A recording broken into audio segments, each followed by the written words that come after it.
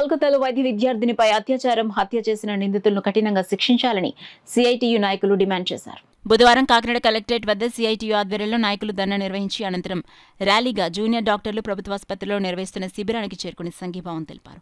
ఈ సందర్భంగా సిఐటియు జాతీయ ఉపాధ్యక్షురాలు జి బేబీరాణి, జిల్లా ప్రధాన కార్యదర్శి చెక్కల రాజ్కుమార్లు మాట్లాడుతూ బెంగాల్ ప్రభుత్వం నిందితులను రక్షించేందుకు ప్రయత్నిస్తున్న విషయం సుప్రీంకోర్టు ప్రశ్నలతో స్పష్టమైందని తెలిపారు.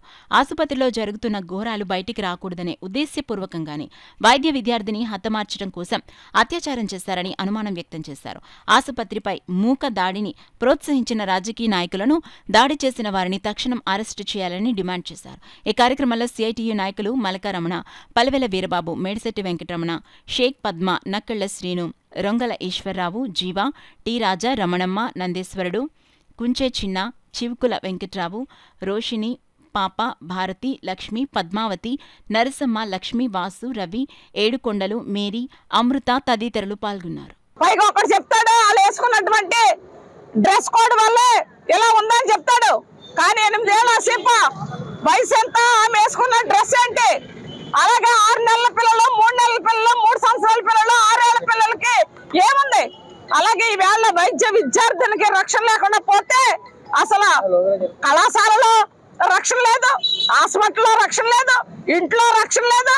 ఏ రకంగా ఈవేళ ఆడపిల్లలు బ్రతకాలి? ఆడపిల్లలు లేకపోతే సృష్టి ఆగిపోద్ది, ఈ సమాజ గమనమే ఆగిపోతుంది. ఇది గమనించాల్సినటువంటి అవసరం ఉంది.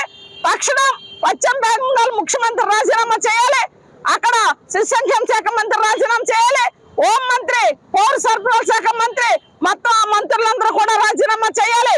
తక్షణం ఆ ప్రిన్సిపల్ ఎవడైతే ఉన్నాడో ఆ ప్రిన్సిపల్ మీద తక్షణ చర్యలు తీసుకుని కఠిన కారాగార శిక్ష విధించాలి.